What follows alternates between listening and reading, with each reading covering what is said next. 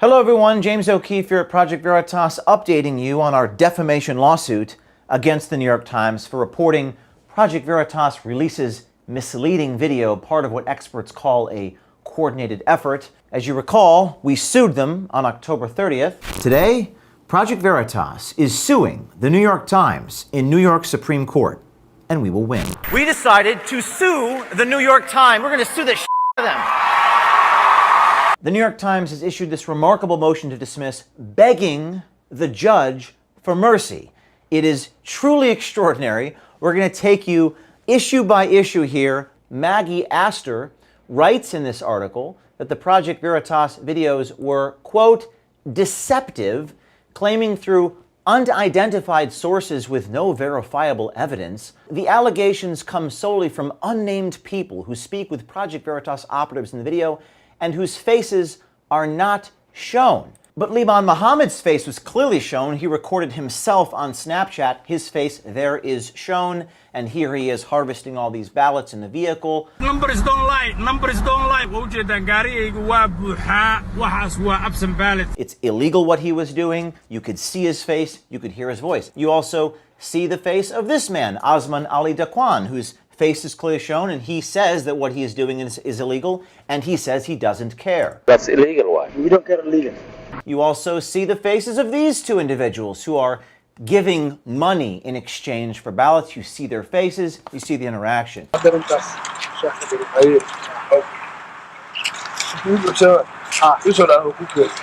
So we sued the New York Times for defamation because it's just preposterous that this reporter is saying that we relied solely on unnamed sources when that it's self-evident that we did not. That's what happened. Now let's take you through this ridiculous motion to dismiss.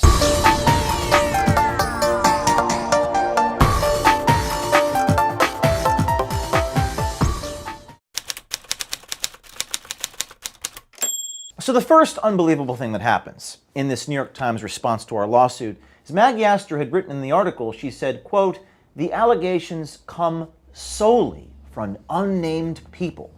But when Maggie Astor goes under oath in this affidavit, and she's sitting in the hot seat under oath, she changes the facts. Now she acknowledges that, quote, many of the individuals featured in the video were unnamed. So previously in the article, she said they came solely from unnamed. Now she's saying many of the individuals were unnamed. So she's already acknowledged that she's made a mistake. She's already printed an update. So essentially, Maggie Astor is admitting that we did name some of our sources, making her statement in that New York Times article, quote, comes solely from unnamed sources, patently false. So we're already ahead by one. So Maggie Astor, in the first sentence of her defamatory article, writes, quote, a deceptive video. And we sue her for that. And in defense of that, Maggie Astor says, again, this is under oath, quote, there was no way for me to verify the claims that the unnamed sources purport to make in the video. So let me get this straight. You're trying to make the argument that because you can't corroborate it yourself or verify it yourself because there are sources, it is ergo deceptive. Do you understand how much of a logical fallacy that is? You're a reporter, right? Do you understand how ridiculous that is? Because you can't do the journalism, again, we're doing something that you can't do or didn't do, and we're doing what you can't do, and therefore, it's deceptive. Got it. I don't think that'll work with the judge. And to make this even more ridiculous, the New York Times says in their reply to our lawsuit, quote, even if the statements about unidentified sources were false, they are simply not defamatory. Using unnamed sources is a common journalistic practice and generally accepted. Well, isn't that rich? According to Maggie Astor, it's deceptive when we do it, but it's perfectly okay if you do it. Unnamed sources for me, but not for thee. And I think it's really amazing that you say, even if it's false. So you're admitting there that what you've reported is not true, but it doesn't matter because we can do it and you can't. Got it. So then Maggie Astor defends her sloppy journalism by making the argument that she knew, just generally, Project Veritas had a reputation, that we just had a bad reputation, and she was relying upon it. The New York Times lawyers arguing in this motion, quote, Project Veritas bills itself as a prominent independent journalist organization, but it is described on its Wikipedia page. That's right. The New York Times General Counsel is relying on our description on the Wikipedia page. Now, if you actually go to Wikipedia, it actually says the following, quote, Wikipedia is not a reliable source. You can't make this stuff up. The New York Times General Counsel is saying that our reputation is given to us by our Wikipedia page, and Wikipedia is saying they're not a reliable source. Now, what's interesting is that the one place they didn't look, other than Wikipedia, was their own website, because prior to 2017, the New York Times covered us pretty fairly, but something changed in 2017. Oh, that's right. We went undercover into the New York Times, and I confronted the executive editor on the street in New York City. And then the negative coverage at the New York Times began. That seems sort of vengeful, doesn't it? That seems sort of contrary to the whole idea of without fear or favor. That just seems petty and vengeful, but not as petty as quoting Wikipedia, which itself bills itself as, quote, not a reliable source. But it gets so much more ridiculous. These lawyers for the New York Times say the following thing in their statement of the facts in response to our defamation lawsuit. Quote, a simple Google search, the New York Times lawyers are relying upon a simple Google search, for Project Veritas and deceptively edited videos yields 166,000 matches. Okay, two can play at that game. A simple Google search for New York Times lies generates 384 million matches. A simple Google search for the New York Times is dishonest generates 13.5 million results. And again, I'm not making this stuff up. The New York Times lawyers actually put this in their lawsuit in response to our defamation lawsuit. They Googled us and just listed the algorithm's responses. So if you want to hold us to that standard, then I guess nothing matters anymore, because you got 13.5 million results when we typed in that you're dishonest. F it. Maybe we can just type in New York Times is and see the result. New York Times is a rag. New York Times is garbage. I mean, do you want to reduce yourself to this general counsel at the New York Times? Do you really want to go down this road? In fact, you know what? Let's do this. Let's go up this slippery slope. When you just Google the New York Times and nothing else, it actually takes you to your correction page.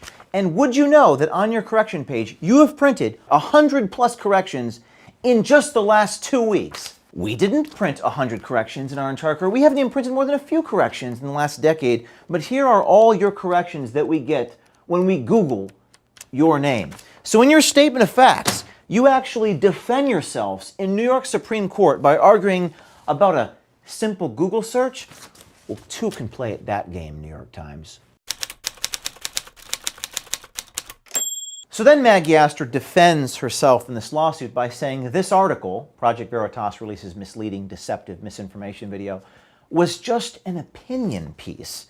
New York Times says, quote, its unverifiable expressions of opinion are not actionable and cannot be defamatory. They're making the argument this was a, quote, unverifiable expression of opinion by reporter Maggie Astor in this article in the A section of the New York Times on the evening of the presidential debate. Maybe that timing wasn't exactly coincidental. They're trying to say that it was a unverifiable expression of opinion, but this article was utilized by local Fox 9 television. But all of this fits the Project Veritas MO, according to Stanford researchers, who say it appears to be a coordinated disinformation campaign. It was utilized by USA Today. It was utilized by Facebook.com, which cited the USA Today article, and millions of people, newsrooms across the country, got your A-section news article, used it as evidence that our videos were deceptive and false. Millions of people got that information. 50 million people got that Facebook update saying that this information was fact-checked by independent fact-checkers cited in your article. And now you're saying it's an, quote, unverifiable expression of opinion? How dare you? How dare you mislead the people like this? How dare you put this nonsense in a legal motion, thinking that no one's going to see it or hold you accountable? And that's not the only thing you did. The last thing you did, and perhaps the most outrageous thing, is you say, quote, Even an extreme departure from professional standards does not constitute malice. You're basically admitting in your own legal motion that you've departed from professional standards. You're supposed to be the New York Times, the old gray lady, all the news that's fit to print, without fear or favor. You're supposed to be the stalwart, the paragon of what it means to be a journalist. And you're saying even an extreme departure from professional standards does not constitute malice? Then what does? What does constitute malice? What is unethical to you? You are the manifestation of George Orwell's doublethink in 1984. The ability to believe that black is white, to know that black is white, and to forget that one has ever believed the contrary. This demands a continuous alteration of the past, made possible by the system of thought which really embraces all the rest, and which is known in newspeak as doublethink. You say that we're not allowed to use anonymous sources, that anybody else who does, it's necessarily deceptive. You say that it's not malice to depart extremely from professional standards. You say that we have a reputation for being bad just because Wikipedia says so, and Wikipedia says they're not a reliable source.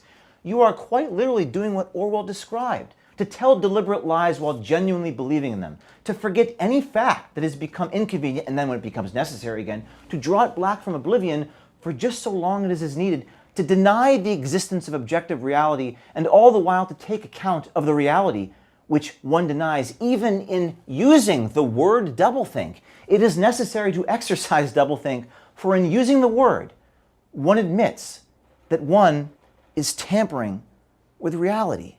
That's what you're doing, Maggie Astor. And no one ever, ever has had the will or the balls to hold you accountable. But we will. By the way, this lawsuit is going to cost us so much money, probably more than $1 million. But we're going to take you through every single motion. We're going to show you every ludicrous argument, every doublethink statement, every absurdity, every logical fallacy. We're not going to let democracy die in darkness. We're going to show people how scummy you are, how contradictory you are, how your own investigative reporters say one thing and then say the exact opposite thing under oath. And you know what? How many other people get railroaded by you? How many other people don't have the means, the resources, or the will to hold you accountable? But we will. We're going to show you every deposition, every motion, every sentence. We are going to show the American people what it is that you do and how it is that you do it. And mark my words, right now, as we speak, we have insiders coming to us. From your organization, from other media organizations, and from every big tech company. It's going to be like the 4th of July. All throughout 2021, we are going to put you on blast. Even if I have to sell this suit, sell my watch, I'm not going to settle. We're taking you all the way to the very end.